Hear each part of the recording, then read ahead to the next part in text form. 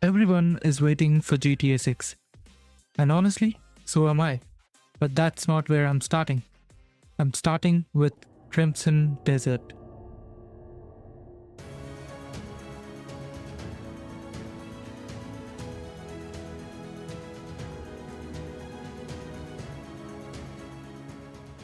Rockstar is the safest place to begin.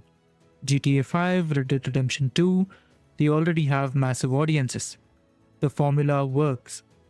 But that's exactly the problem. If I start with Rockstar, I'm stepping into something that's already defined. The expectations are set, the audience already knows what they're getting. I don't want to begin with something predictable. I want to begin with something unknown. Crimson Desert doesn't have Rockstar's reputation. It doesn't have guaranteed success. It has ambition and it has risk. And I'd rather build this channel around discovering whether something works instead of replaying something we already know does. There are a lot of strong games right now. Resident Evil Requiem just released. It's established, it's trusted. But with Crimson Desert, it's different. There's no long track record behind it, no guaranteed formula, no certainty about how it will land. And that unknown is interesting. What stands out with Crimson Desert is its ambition. The scale looks large, the worlds feel layered, the systems don't look simplified. It doesn't feel like it's trying to be safe. Then there is combat. It's not just flashy, it looks deliberate. The animations have weight. There's no follow-through. Enemies react physically. Crimson Desert might succeed, or it might fail short. But either way, it's trying to do something ambitious. And that's the reason I chose it. When you strip everything away, Crimson Desert begins with a single personal story. Cliff, a grey man mercenary, awakens in a continent ripped apart by betrayal. The game also features 2 additional playable characters, expanding the perspective beyond just one warrior and giving the world a broader narrative lens. His company is scattered, and what remains of his family is a camp and a name. The whole campaign is driven by that one urge: find the survivors, rebuild the Greymanes, and settle the score. That personal thread is woven through a continent called Pywel, divided into distinct regions, each with its own climate, culture, and of course, threat. Factions and local powers give the map political texture. The world becomes a stage of shifting loyalties rather than just a travel route. Traversal mixes ground movement with cinematic tools. You climb ruins and cliff faces. Use a grappling style tool to gain height. Ride horses, bears, raptors. Glide through the world. And even ride a literal dragon. Exploration isn't just about distance, it's about approach. Beyond movement, Pywel is alive. Your Greyman camp acts as a home base, a narrative anchor tying continent-scale events back to something intimate. Okay, the world looks great, but how does it feel to play? Combat in Crimson Desert isn't built like a traditional MMO. It's physical, it's grounded, it's weighty. Every swing feels deliberate. Every impact carries force. When steel connects, you see it. When you're hit, you feel it. You have access to a range of weapons: swords, grey swords, axes, spears, guns, each with distinct timing and reach. Combat isn't just about damage numbers, it's about positioning.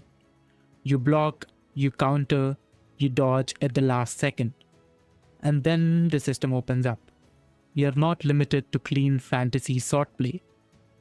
You can grab enemies, throw them, slam them into the ground, kick them off the ledges, chain weapon strikes into grapples and aerial follow-ups. It feels less like standing in a place trading hits and more like dominating space. Boss encounters elevate that further. These aren't just larger health bars, they are mechanical tests, pattern recognition, timing windows, arena awareness. Some fights feel almost cinematic in scale, but they still demand execution. Then there is progression. Growth in Crimson Desert isn't just about leveling up and watching numbers rise. It's tied to skill unlocks, gear upgrades, equipment changes, systems connected to your camp and the world around you. Your power reflects your journey. Explore more, you gain more. It feels less like grinding and more like evolving. And that matters because if the world gives you freedom, combat is what gives you agency. It turns exploration into action and scale into impact. The world of Pywel gives you perspective. Combat is what lets you carve your place in it. Before we go further, it's important to clarify something. The developers have clearly stated that this is not a traditional RPG. There are no deep dialogue trees, no branching choice wheels deciding the fate of the entire kingdom, no morality meters tracking every sentence you commit to. This is not that kind of a game. Crimson Desert is positioned as an open world action adventure game. Sure, it has RPG elements in it, but it's not out and out RPG. And that distinction matters because instead of building the experience around conversation systems, the game builds it around systems you interact with physically. You grow through gear, through skill unlocks, through exploration, through combat mastery. Progression feels systematic rather than narrative choice driven. It's closer in philosophy to Legend of Zelda, where the world itself is the primary system. And at the same time, it also carries ground realism in its animations and the world detail that is reminiscent of something like Red Dead Redemption 2. And tonally, politically fractured regions, shifting loyalties, brutal medieval atmosphere, it leans into something that feels inspired by Game of Thrones. But it never fully becomes any one of those things. It's not a sandbox like Zelda. It's not a simulation like Red Dead. It's not a branching political drama like a full RPG. It sits somewhere in between. You craft, you gather, you manage your camp, you upgrade gear, you engage with systems that interconnect. The world reacts through activity, not dialogue options. And at launch, there are no microtransactions built into the experience, no storefront layered over progression, no shortcuts sold as solution, and that is just wonderful. And honestly, that clarity makes me more confident starting with it, because I know what it's trying to be. An open world action adventure with depth, not a sprawling RPG pretending to be everything. Not every moment in Crimson Desert is about steal and survival, and that's important, because a world that's constantly at war becomes exhausting. Life in Pywel exists between the battles. You fish along quiet rivers, gather herbs in the wilderness, hunt for resources, cook meals, craft equipment. These aren't just mini games thrown in as distractions. They're systems that support your journey. Resources matter, preparation matters, downtime has purpose. And then there's the Greyman camp. This is where the scale of the continent shrinks back down to something personal. You manage supplies, recruit allies, build small production chains, strengthen the foundation of something that was broken. You farm, you manage livestock, you organize resources, you arrange the camp so it functions, not just survives. It turns survival into rebuilding, and that shift changes the emotional tone of the game.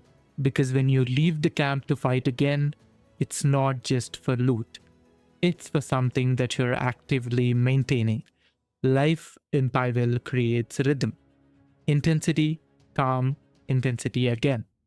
Without that rhythm, even the best combat system becomes noise. Everyone is waiting for GTA 6, and honestly, so am I. I will be right there on launch pushing it to its absolute limits, and I will play it when it comes out. But starting with something that already dominates the industry doesn't feel like the beginning.